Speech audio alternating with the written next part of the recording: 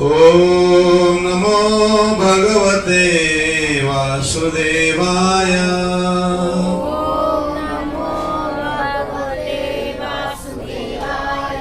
नारायणं नमस्कृतं नरं चैव नरोत्तमं देवीं सरस्वतीं व्यासं ततो जयमुदीरये। नष्टप्रायेषु अभद्रेषु नित्यं भागवत सेवया। भगवती उत्तम श्लोके भक्तिर्भवति नष्टके। कृष्णाय वासुदेवाय देवकी नंदनाय च नंदगोपकुमाराय गोविंदाय नमो नमः। हरे कृष्ण। बहुत बहुत स्वागत है आप सभी भक्तों का। भगवत गीता के 4 नंबर अध्याय 39 नंबर श्लोक पर चर्चा करेंगे। बहुत सुंदर श्लोक है। भगवान बता रहे हैं किस प्रकार से कोई जीवन में आध्यात्मिक शांति प्राप्त कर सकता है। हम लोग सभी शांति चाहते हैं कि नहीं? जीवन में नहीं चाहते ना। ऑब्वियसली हम लोग शांति चाहते हैं। तो भगवान बता रहे हैं शांति कैसे मिलेगी, कैसे शांति प्राप्त कर सकते हैं। तो भगवत गीता 4 नंबर अध्याय 39 नंबर श्लोक। सिद्धावान लभते ज्ञानम, बोलिए सिद्धावान लभते ज्ञानम, तत्पर संयत्रिय, संयतीन्द्रिय, ज्ञानम लब्ध्वा पराम शांति, ज्ञानम लब्ध्वा पराम शांति, अचिरेणे अधिगच्छति, अचिरेणे अधिगच्छति। तो भगवान इस श्लोक में अर्जुन को बता रहे हैं, कृष्ण जो श्रद्धालु दिव्य ज्ञान में समर्पित हैं, जो भगवान के ज्ञान को अर्जित करना चाहते हैं, जो डेडिकेटेडली भगवान की भक्ति कर रहे हैं, जो समर्पित हैं भगवान के लिए, और जिसने इंद्रियों को वश में कर लिया है। साथ साथ क्या करना पड़ेगा? इंद्रियों को वश में करना पड़ेगा। जो भगवान के प्रति समर्पित है, फर्स्ट पहला क्या है? भगवान के प्रति समर्पित होना। दूसरा क्या है? अपनी इंद्रियों को वश में करना, नियंत्रण में करना। जो ज्ञान में समर्पित है, इंद्रियों को वश में कर लिया है, वह इस ज्ञान को प्राप्त करने का अधिकारी है। वही व्यक्ति भगवान के बारे में सही से समझ पाएगा। कौन समझ पाएगा भगवान के बारे में? जो भगवान के प्रति शरणागत होगा, जो भगवान के प्रति समर्पित होगा, पहला। दूसरा, जो अपनी इंद्रियों को अपने नियंत्रण में रखेगा, संयमित है, जो संयम रखता है, जो अपनी इंद्रियों को संयमित करता है। इंद्रियां कितनी है हमारी, कोई बताएगा? कितना इंद्रियां? 5। कौन कौन सी इंद्रियां? मतलब सेंसेस। कौन कौन से हैं? आंख, कान, nose, tongue, skin. Very good. That is 5 senses. 5 इंद्रियां हैं जो जिनसे हम ज्ञान प्राप्त करते हैं, इनसे हमको ज्ञान प्राप्त होता है। ग्लास का दूध गर्म है, कैसे पता लगेगा? देखने से पता लगेगा क्या? सुनने से पता लगेगा क्या? Touch, by touching.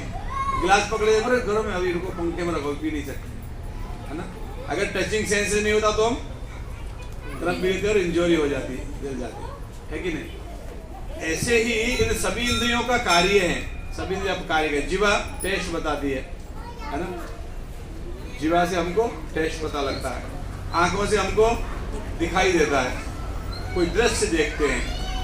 और कान से हम सुनते हैं कान से। नोज से हम स्मेल्स लेते हैं।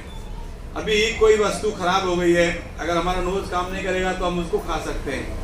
तो टंग बताएगा oh no, it is not eatable, ये खाने लायक नहीं। अगर मान लो 3 दिन पुरानी दाल की कटोरी फ्रिज में रखी है और वो खराब हो गई दाल, और हमको खाने लगे, तो नाक अगर काम नहीं कर रही है तो हमको स्मेल नहीं आएगी, दाल खराब हो गई है। जीभ भी टेस्ट नहीं बताएगी तो पता नहीं लगेगा। खा लेंगे तो क्या हो जाएगा? नुकसान हो जाएगा, बीमार हो जाएंगे, है ना। तो ये 5 हमारे सेंसेस हैं मुख्य। और 5 ये ज्ञानेंद्रिय कहते हैं। लोग क्या कहते हैं? ज्ञानेंद्रियां। 5 कर्म इंद्रियां हैं। 5 कर्म इंद्रियां क्या क्या है? हमारा हाथ, हमारे पैर, हमारा मुंह यानी वाणी, और हमारा जनेंद्रिय और मल त्याग इंद्रिया। ये 5 हमारी कर्मेंद्रियां हैं। तो 5 और 5 10 और एक हमारा मन, कितने हो गए? 11। और 5 हैं जड़ पदार्थ, पृथ्वी, अग्नि, वायु, आकाश और जल। ये 5 हो गए जड़ पदार्थ। कितने हो गए? 11 5 16 है ना। और 5 ज्ञान इंद्रियों के विषय हो गए। 5 ज्ञान इंद्रियों के विषय हो गए। क्या? आंख का रस, कान का शब्द, नाक का गंध, जीवा का स्वाद, हाथ का स्किन का फीलिंग, टच। कितना हो गया? 16 और 5 21। और 3 हो गया मन, बुद्धि, अहंकार। मन, बुद्धि, अहंकार। कितना हो गया? 24। 24 तत्व हैं। ये भौतिक जगत इसी 24 तत्व से, इसी से बना हुआ है भौतिक जगत, 24 तत्व से। तो भगवान कह रहे हैं जो व्यक्ति अपनी इंद्रियों को वश में कर सकता है। अभी इंद्रियों को वश में करना क्यों जरूरी है? अभी देखिए, आपके पास में फोन नहीं है, एंड्रॉयड फोन है ना। आपके पास एंड्रॉयड फोन नहीं है, अब घर पे भी नहीं है, लेकिन बाजू वाले के घर पे एंड्रॉयड फोन है। वो बच्चे एंड्रॉयड फोन से खेलते हैं। आपका मन क्या करेगा? हमको भी एंड्रॉयड फोन चाहिए, हम भी गेम खेलेंगे, है नहीं। फिर आप हो सकते हो कि वो रख के भूल जाए, आप उसको उठा सकते हो, उठा लेता हो, इसका फोन में ले लेता हूँ, चोरी कर लेता हूँ। ये मन में आ सकता है। कब आएगा ये मन में? जब मन हमारे नियंत्रण में नहीं होगा तो। और अगर हमें ज्ञान है कि ऐसा करेंगे तो अपराध है, पाप है, तो वो कार्य करेंगे नहीं। ज्ञान होगा तो नहीं करेंगे। तो भगवान कह रहे हैं जो व्यक्ति अपनी इंद्रियों को वश में रखता है, जो व्यक्ति पूर्ण श्रद्धा के साथ मेरे प्रति समर्पित है, वो व्यक्ति आध्यात्मिक शांति को प्राप्त कर सकता है। उसके जीवन में आध्यात्मिक शांति रहेगी।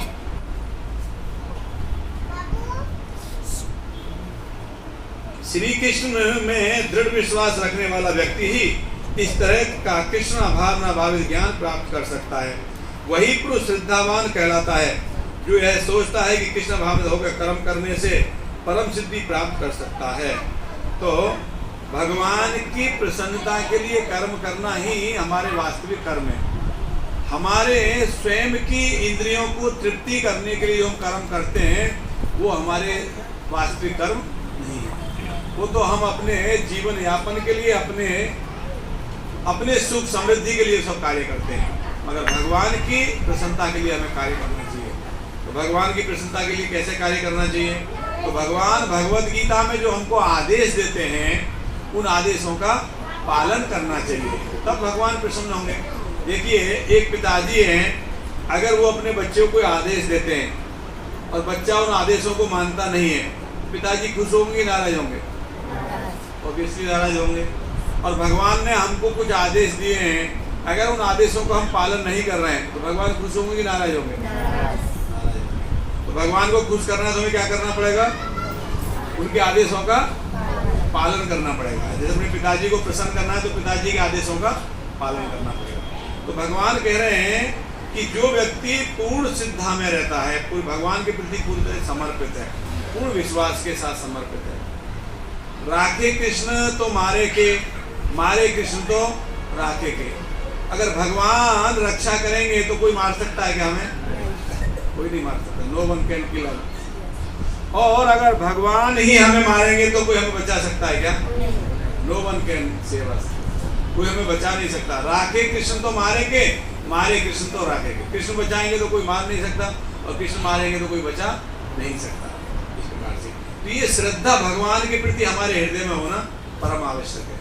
तो इस प्रकार से अगर कोई व्यक्ति भगवान के प्रति पूर्ण श्रद्धा विकसित कर लेता है, ये श्रद्धा कैसे आती है?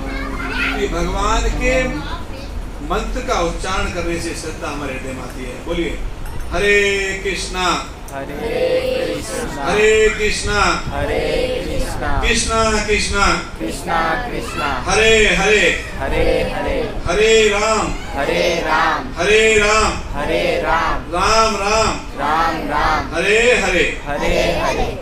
ये महामंत्र है। ये कलयुग में यही मंत्र भगवान को हमारी तरफ देखने के लिए आकर्षित कर सकता है।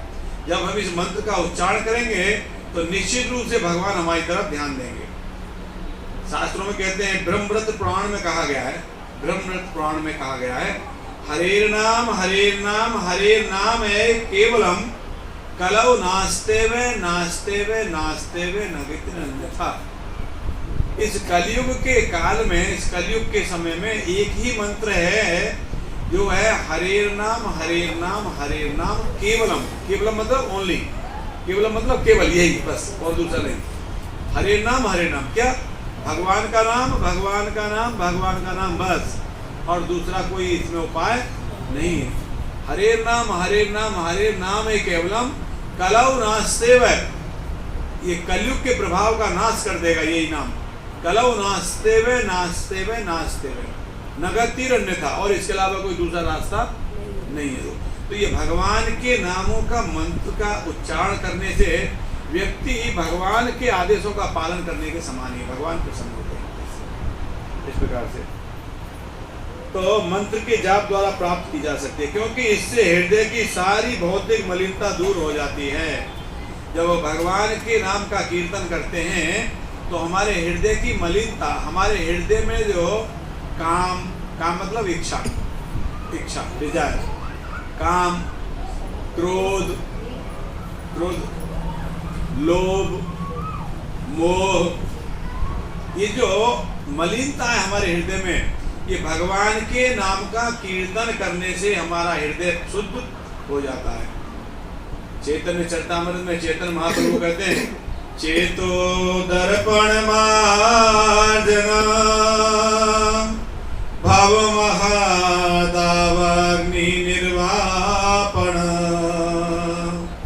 श्रीय के रव चंद्रिका वितरण विद्यावधू जीवन। इस प्रकार से कहते हैं, भगवान कहते हैं कि चेतो दर्पण मार्जनम। मार्जन मतलब साफ करना, मार्जन करना, जैसे बर्तन मार्जन करते हैं, हम बर्तन साफ करते हैं, ऐसे ही चेतो मतलब हमारे हृदय हमारा हृदय। दर्पण मतलब दर्पण गिलास, अगर दर्पण के ऊपर धूल जमा होगा तो हम अपना चेहरा देखेंगे तो उसमें दिखेगा नहीं दिखेगा। फिर हम कपड़ा लेके उसको साफ करेंगे तो दिखने लगेगा। तो जब तक हमारे चित्त का दर्पण, हमारे हृदय का दर्पण साफ नहीं होगा तब तक हमें भगवान के दर्शन होंगे नहीं। चेतो दर्पण मार्जनम भव महादावाग्नि निर्वापणम। भव मतलब ये भव सागर, महादावाग्नि अनेक प्रकार के कष्ट। इस भव सागर में अनेक प्रकार के कष्ट हैं। शास्त्रों में 7 प्रकार के दुख बताए गए हैं। कितने प्रकार के? शास्त्रों में 7 प्रकार के दुख बताए गए हैं। पहला क्या है?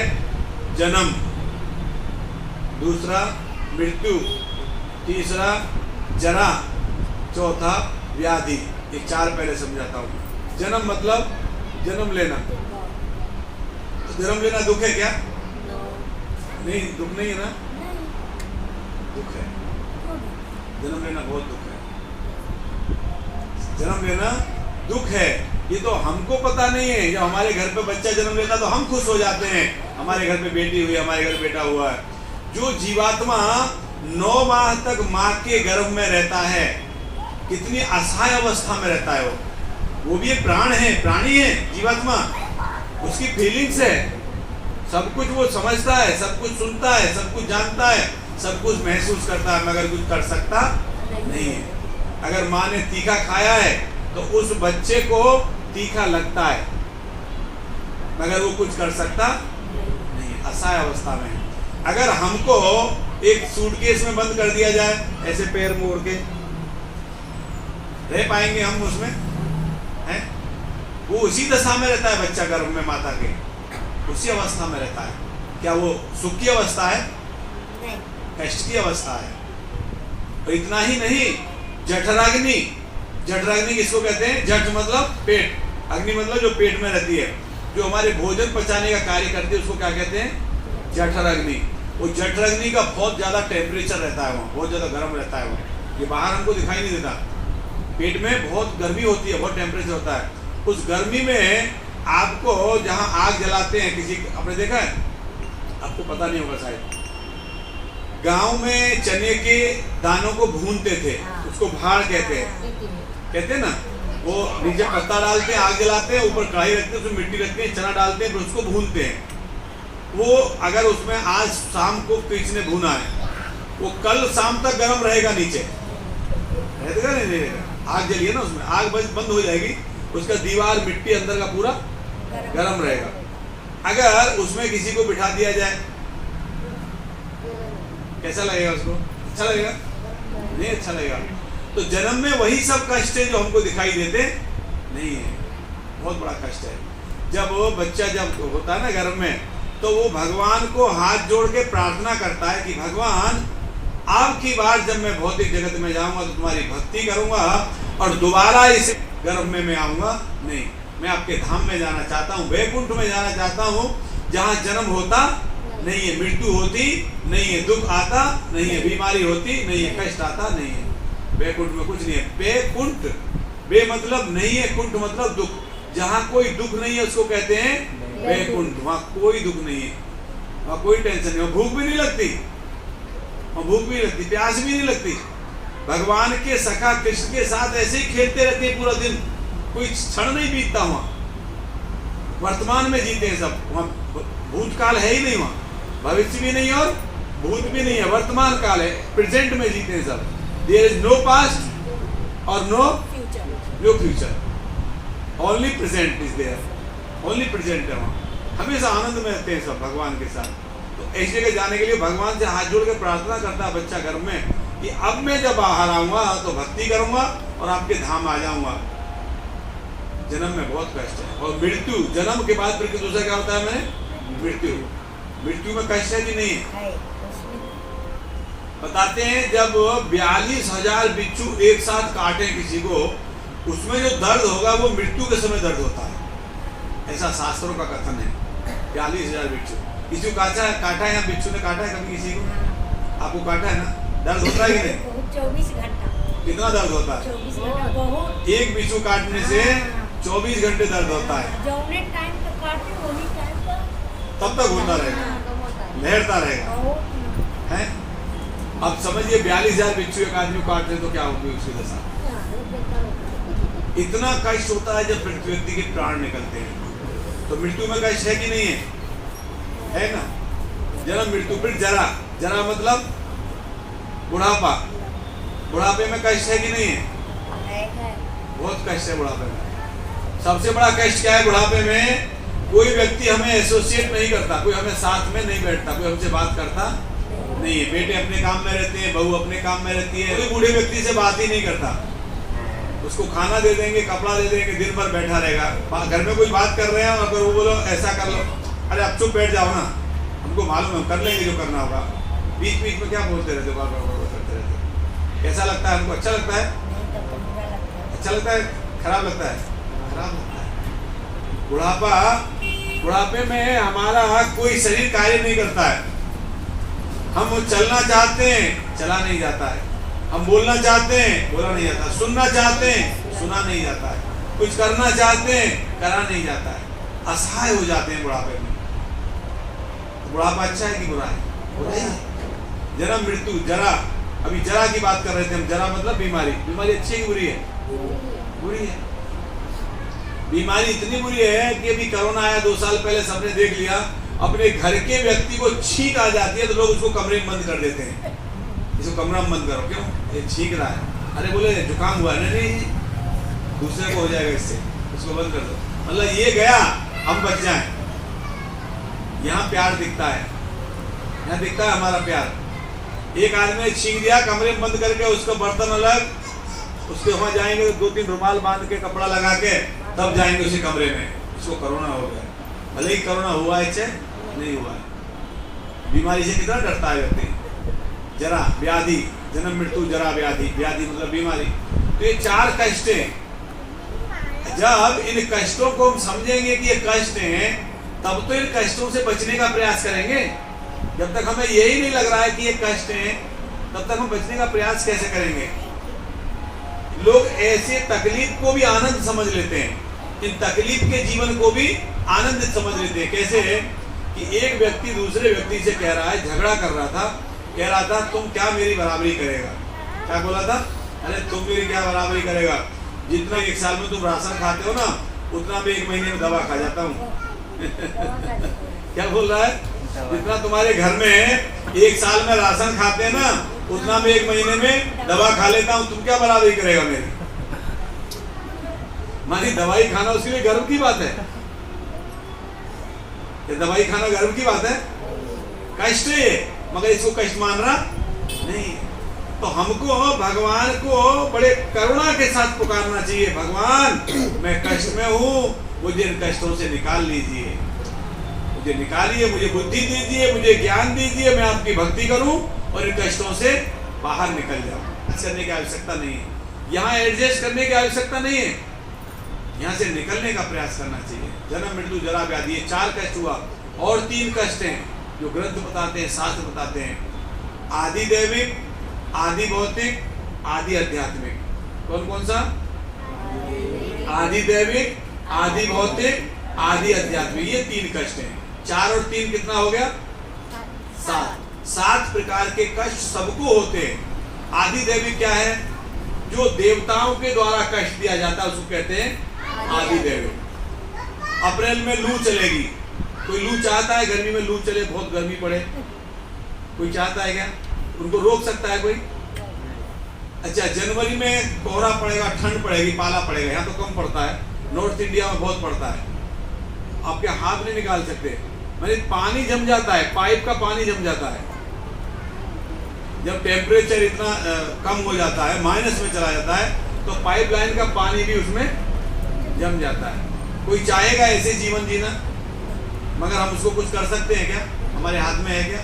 जो देवताओं के द्वारा हमें कष्ट दिया जाते हैं उसको कहते हैं आदि दैविक। और आदि भौतिक, आदि भौतिक कौन से कष्ट हैं? आदि भौतिक वो कष्ट हैं जो भौतिक जगत में दूसरे जीवात्मा हमको देते हैं। जैसे कुत्ता ने काट लिया, जबरदस्ती कोई पड़ोसी झगड़ा कर दिया, कोई गाड़ी को हमारे को ठोक दिया और हम ही को पीट भी दिया बाद में, ये आदि दूसरी जीवात्मा। मच्छर बीमारी लेके आ गया हमारे पास, सांप ने काट लिया, तो दूसरे जीवात्मा जो हमें कष्ट देते हैं ये आदि भौतिक। 2 हो गया। तीसरा आदि आध्यात्मिक। आदि आध्यात्मिक कौन सा कष्ट है?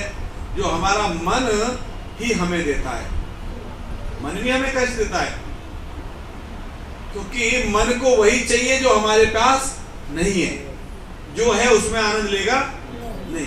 जैसे आपके पास साइकिल है तो मन उस साइकिल पे आनंद नहीं लेगा, अभी मन क्या बोलेगा? स्कूटी चाहिए। साइकिल में बहुत प्रॉब्लम होती है, पेडल मारने पड़ते हैं, थक जाते हैं। स्कूटी रहेगी तो क्लच दबाओ, भाग जाओ, है ना। अब मन को स्कूटी चाहिए तो वो आसानी से नहीं मिलेगा। अगर आसानी से मिल रहा होता तो आपने पहले ही ले लिया होता। आपको उसके लिए बहुत कठिन परिश्रम करना पड़ेगा, बहुत पैसा कमाना पड़ेगा। तो मन ने आपको किस में लगा दिया? मन ने आपको स्ट्रगल में लगा दिया। और स्कूटी आ जाएगी ना तब भी मन सुखी, फिर क्या बोलेगा?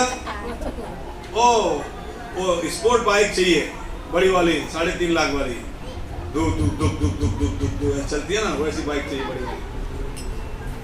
और वो भी आ जाएगी, मेहनत करोगे, पैसा कमा के वो भी ले लोगे, मन फिर उसमें सुखी होगा क्या? फिर क्या बोलेगा? गाड़ी चाहिए, कार चाहिए मुझे, बाइक में कुछ नहीं है। क्यों कि बारिश में जब मैं बाइक चला के जाता हूँ, रेनकोट पहन लिया, हेलमेट पहन लिया, तब तक जेब में किसी का फोन बज गया, ऊपर बारिश हो रही है, जेब में फोन बज रहा है।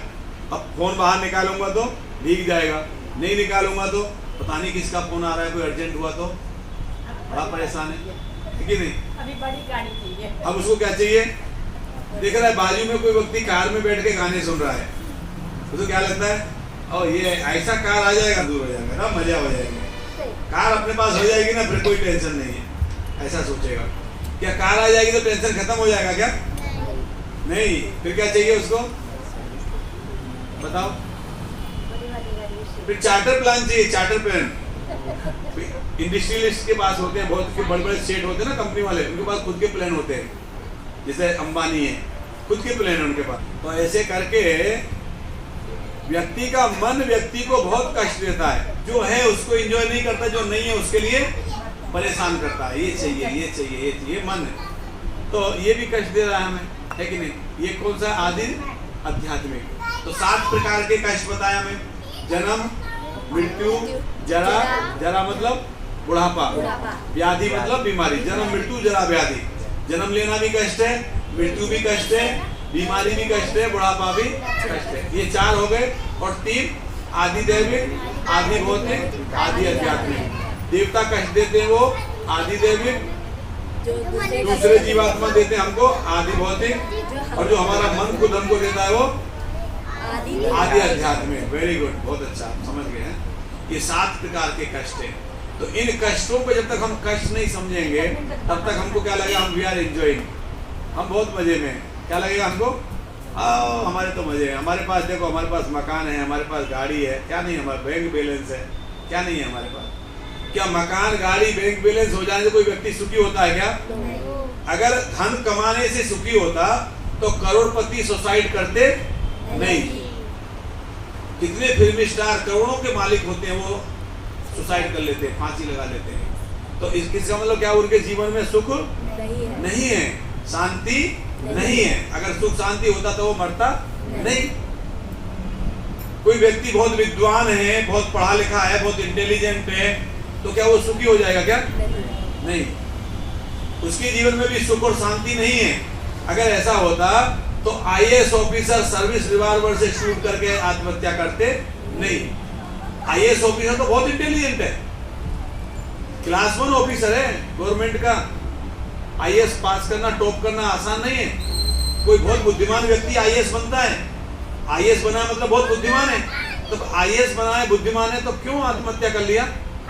क्योंकि उसका मन शांत नहीं है, जीवन में उसके सुख नहीं है। वो सुख कब आएगा? जब कोई भगवान के शरणागत हो जाएगा, भक्ति करेगा, भगवान के शरणागत होगा, तो धन आए चाहे ना आए, जीवन में सुख आ जाएगा। यही भगवान कहते हैं, जो श्रद्धावान हैं, जो मेरे ऊपर श्रद्धा रखते हैं, जो मेरे प्रति समर्पित हैं, जो डेडिकेटेडली मेरी शरण में आ गए हैं, ऐसे व्यक्ति ही सुखी हो सकते हैं। तो जब हम भगवान के नाम का कीर्तन करते हैं तो हमारे हृदय की मलिनता दूर हो जाती है, हमारे काम, क्रोध, लोभ, मोह सब खत्म हो जाते हैं, और इससे हृदय की भौतिक मलिनता दूर हो जाती है। और मनुष्य को चाहिए कि अपनी इंद्रियों पर संयम रखे। जो व्यक्ति कृष्ण के प्रति श्रद्धावान है और इंद्रियों को संयमित रखता है, वह शीघ्र ही कृष्ण भावनामृत के ज्ञान में पूर्णता प्राप्त करता है। तो यहाँ पे 2 चीज बताई, क्या क्या? इंद्रियों का संयम, control on our mind, control on our senses. इंद्रियों का नियंत्रण करना, इंद्रियों को अपने बस में रखना, और भगवान के प्रति शरणागत होना, भगवान के चरणों में समर्पित होना। जो व्यक्ति ये 2 चीज अर्जित कर लेगा, वो आध्यात्मिक शांति प्राप्त करेगा। फिर उसका मन शांत रहेगा, फिर उसके जीवन में शांति रहेगी। पैसा कमाने से शांति नहीं होगी, धन अर्जित करने से शांति नहीं होगी। शांति होगी जब भगवान के प्रति शरणागत हो जाएंगे, जब भगवान की भक्ति करेंगे, तब हमारे जीवन में सुख भी आएगा और शांति भी आएगी। इस प्रकार से तो इंद्रियों का संयम करना बहुत आवश्यक है। अब देखिए, आपको फीवर हुआ है, डॉक्टर ने कहा आपको ऑयली चीज नहीं खाना है, स्पाइसी नहीं खाना है, मगर आपका मन क्या कह रहा है, जीभ क्या कह रही है? ओ दवा खा खा के मेरा मुंह कड़वा हो गया है, लाओ ना थोड़ा सा चटपटा कुछ लाओ। डॉक्टर क्या बोल रहा है? नहीं खाना है। जीभ क्या कह रही है? अब बुद्धिमानी किसमें? खाने में कि नहीं खाने में? नहीं खाने में। इसके लिए आपको क्या करना पड़ेगा? कंट्रोल, जीवा पे कंट्रोल करना पड़ेगा, है कि नहीं? अभी गांव घर के सब लोग गए शादी में, शादी में आपको मालूम पानी पूरी कितना भी खाओ, कोई पैसा नहीं देना पड़ता, है कि नहीं? और घर वाले ने हमको बोल दिया है कि तुम्हारी तबीयत ठीक नहीं, तुम शादी में नहीं जाओगे। अब हम क्या सोच रहे हैं? ओहो, मैं भी जाता तो मजा आता, पानी पूरी खाता, खूब सारी पानी पूरी खाता, है कि नहीं? तो ये जो हमारा मन है ना, ये हमको इधर उधर बहुत भटकाता है। तो इसको संयमित करना चाहिए, नियंत्रण में रखना चाहिए। जब मन को नियंत्रण में रखेंगे, भगवान की भक्ति करेंगे, तब भगवान हमारे ऊपर कृपा करेंगे, और तब हम सभी प्रकार के कष्टों से दूर हो जाएंगे। भगवान भगवद गीता में कहते हैं तेषाम सतत युक्तानाम भजताम प्रीति पूर्वकम ददामि बुद्धि योगम तम येन मामुपयन्ति ते। भगवद गीता का श्लोक है।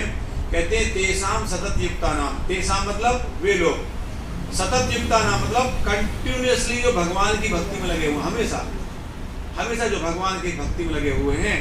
तेषाम सतत युक्ताम भजताम प्रीति पूर्वकम, कैसे भक्ति कर रहे हैं? प्रीति पूर्वकम, प्रेम से भक्ति कर रहे हैं। एक तो भक्ति हो कि कैजुअलिटी हो, किसी ने बोला इसलिए कर रहे हैं, है ना, या तो फिर किसी को दिखाने के लिए कर रहे हैं, देखो हम भी भक्त हैं, हम भी भक्ति करते हैं, किसी को दिखाने के लिए कर रहे हैं। मगर एक कोई प्रेम से अंदर से उनके हृदय से भगवान की भक्ति कर रहा है। भजताम प्रीति पूर्वकम ददामि बुद्धि योगम तम, ददाई मतलब देता हूँ, बुद्धि योग मतलब ब्रेन, इंटेलिजेंट, ज्ञान। जब कोई मेरी भक्ति प्रेम से करता है तो मैं उसको ज्ञान देता हूँ। ये मामुपयन्ति थे, और उस ज्ञान के द्वारा वो व्यक्ति उप मतलब पास, यान्ति मतलब आते, माम मतलब मेरे, उस ज्ञान से व्यक्ति वो मेरे पास चले आते हैं। अगर हम भगवान की भक्ति करेंगे तो भगवान ही हमको रास्ता दिखाएंगे कैसे भगवान को प्राप्त करना है। तो क्या करना पड़ेगा हमें? श्रद्धा, श्रद्धा, श्रद्धावान लिखा ना इसमें, श्रद्धावान लभते ज्ञानम। इस ज्ञान को कौन प्राप्त कर सकता है? जिसके अंदर भगवान के प्रति श्रद्धा होगी। और श्रद्धा कब होगी? जब इंद्रियों का नियंत्रण करेंगे और भगवान के शरणागत होंगे, तब भगवान ज्ञान देंगे, और उस ज्ञान के आधार पर हमारे जीवन में सुख भी आएगा और शांति भी आएगी। तो सुख और शांति प्राप्त करने का क्या है तरीका? भगवान के प्रति शरणागत होना, श्रद्धा होना, और इंद्रियों का संयम करना, नियंत्रण करना। समझ गया? हरे कृष्णा। हरे कृष्ण। श्रील प्रभुपाद की जय। जय।